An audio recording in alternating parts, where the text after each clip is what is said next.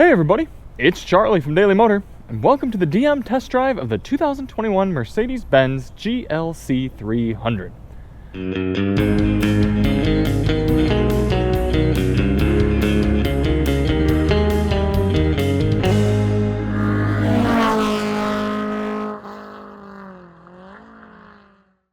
It's a nice humid evening here in southeastern Michigan. Perfect time to take this for a little walk around and a little drive, talk about what it has to offer versus its compact luxury crossover competitors such as the BMW X3, the Audi Q5. I suppose this would be about Infiniti QX50 as well, Acura RDX, all of those cars that I would probably rather have over the GLC. And let that kind of start off the review here. It's not a bad car. It's not a bad car. It's just not a good car. It's just there. It's lukewarm. It's luxury vanilla. It's going through the paces of a Mercedes-Benz, but it's not inspiring.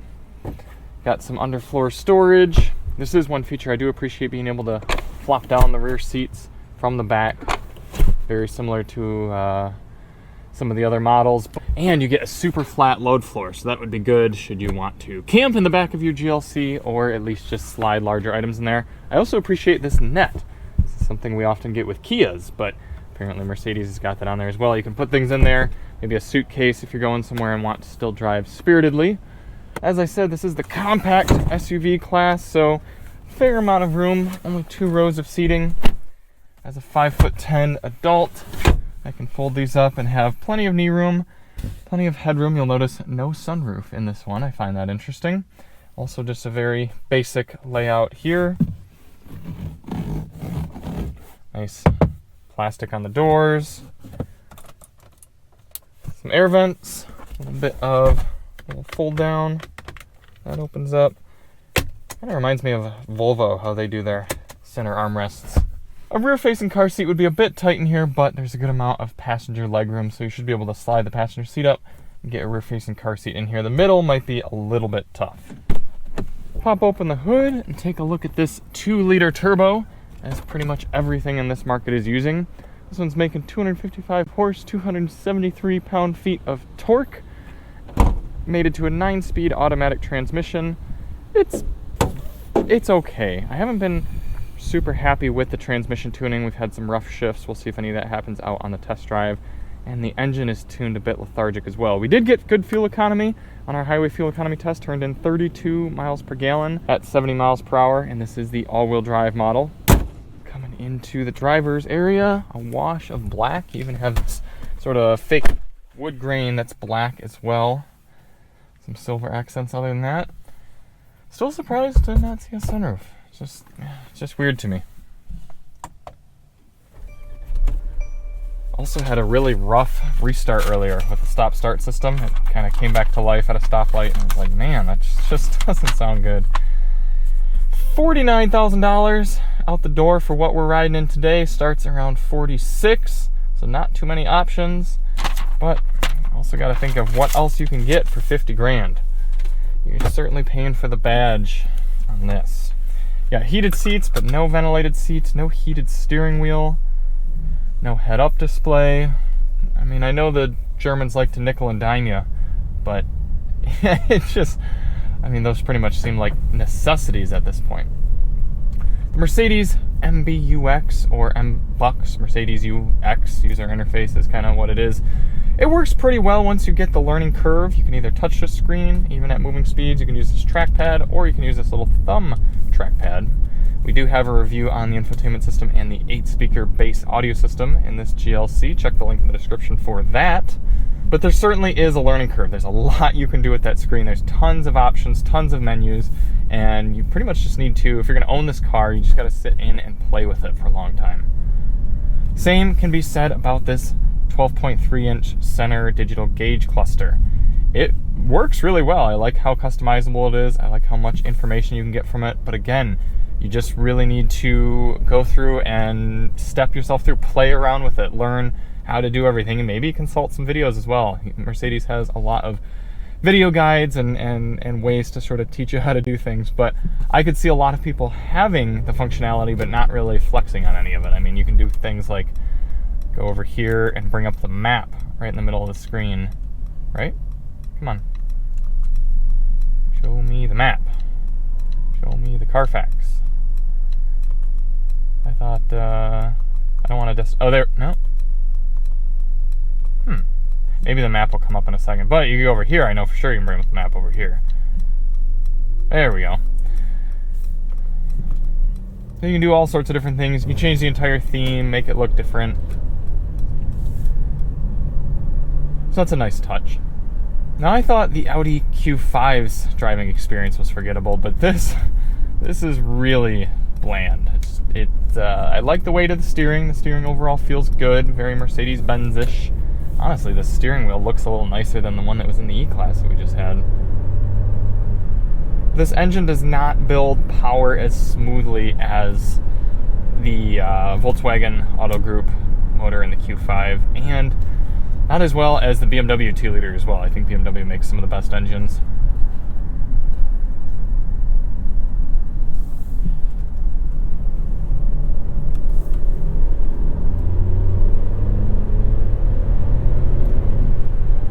It's not a wall of torque like you'd think. I mean, 277 pound-feet is a pretty healthy number, and it just doesn't really wash you over with torque the way some of these other 2-liter turbos do. I do like the powertrain better than the QX50's VC turbo motor. That paired up with this CVT is pretty darn awful for a driving experience. But this is better than that, but still not fantastic.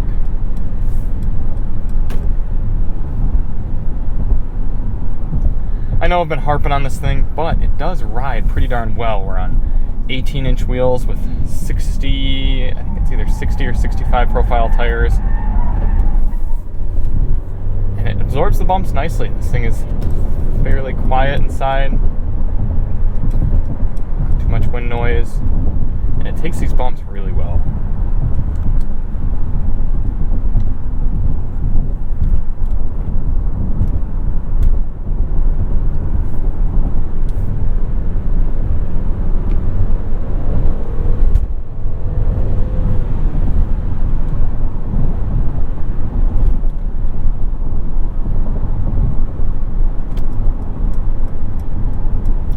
Toss it into Sport Plus. I don't know why a standard GLC has Sport Plus. I'm pretty sure just Sport would be enough, but oh well, branding. Ooh, it does definitely turn in nicely in Sport Plus. The front wheels kind of grabbed the car. The motor's healthy enough when you get on it hard. In fact, we'll do a little 60 to 0 and 0 to 60. There are some loose stones on this road though, so it's not going to be the most accurate number, but let's just take a listen.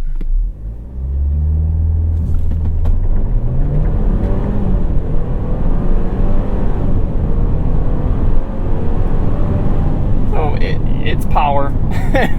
It's there. Just not my favorite 2-liter turbo.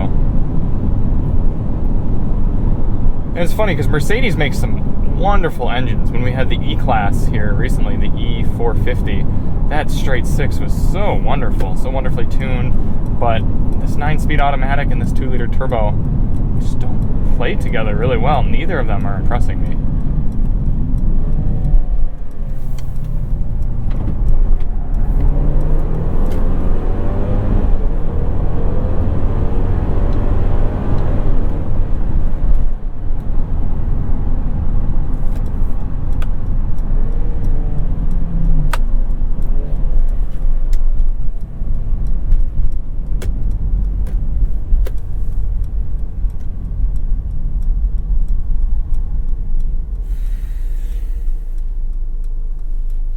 Coming to a stop, the front camera comes up. I'm sure that's an option, but it's sort of an interesting idea of like, oh, I want to be able to make sure I'm not bumping into the person in front of me. I don't really know the point of that, but it happens.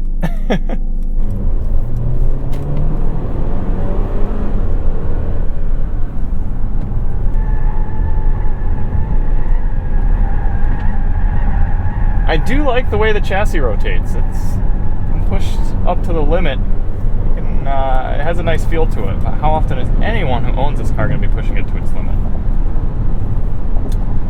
set the cruise control, which I should point out is not adaptive. That's right, $50,000 for this thing, and you are not getting any sort of active lane keep. Forget that, you're not even getting adaptive cruise control. It's just, I know you can pay for it. I'm sure there's some premium package or technology package or safety package or executive BS package that this car doesn't have that would include adaptive cruise control. And Mercedes does do a wonderful semi-autonomous driving that I'm sure you can get with this car. But the nickel and diming, man, you just got to ask yourself, when does it stop? When do you decide, no, I'll just get something else that might not have the badge prestige, but hey, at least I'm not going to pay an arm and a leg for all these things. And what if some poor soul on the used market goes to buy this 4 years from now and is like, oh great, I'm getting into a 2021 Mercedes GLC, and then he buys it and he's like, it doesn't even have adaptive cruise? Who in the world optioned this?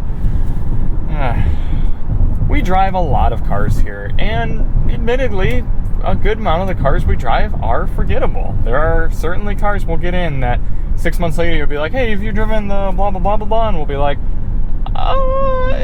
maybe? And we'll be like, oh yeah, I guess we did have that 6 months ago, I just didn't remember it. But some cars are good forgettable. They're the type that are completely recommendable, they're totally fine. Something like that Camry right there. I mean, the Camry's pretty forgettable, but it's a good, look, another Camry. It's a good car. You could tell people, yeah, sure, get a Camry, that's fine. It's a good car for people who just need a car to get from A to B, blah, blah, blah, forget about it. This GLC is forgettable, but not in a good way, because people got to pay at least $46,000 to get into this car and have the privilege to put it in their driveway, although I suppose you could just lease it as well.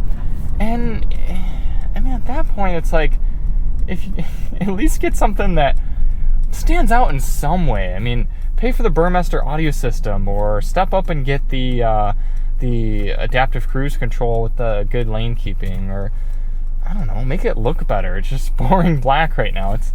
It's just the epitome of bland badge car, and that's a shame.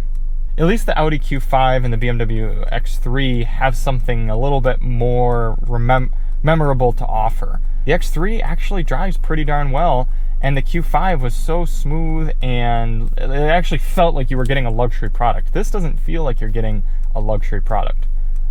And I'm sorry for harping on Mercedes like this. And not even the brand. I mean, don't get me wrong. Some of my favorite cars are Mercedes products. But I just don't see why somebody would buy this car. Mercedes, if you're watching this, I'm sorry. I do like your products. I swear. I gotta call it how it is. And make something stand out about this car.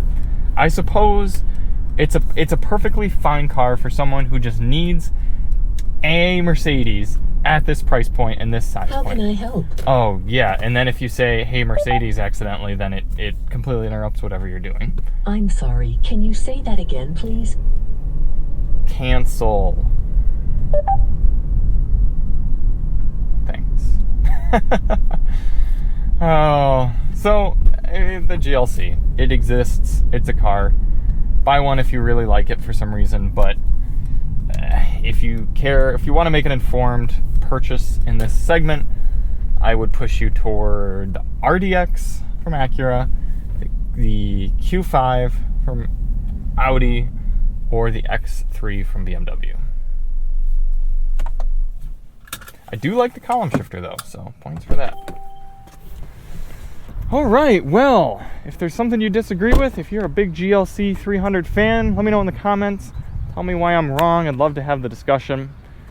And check out some of the other things. This thing actually does have a pretty decent audio system for a base system. And like I said, it got good fuel economy. So nothing egregious, nothing that bad, but Mercedes could do better. Thank you all so much for watching. And we're looking forward to seeing you on the next one. I'm Charlie from Daily Motor, and as always, drive on.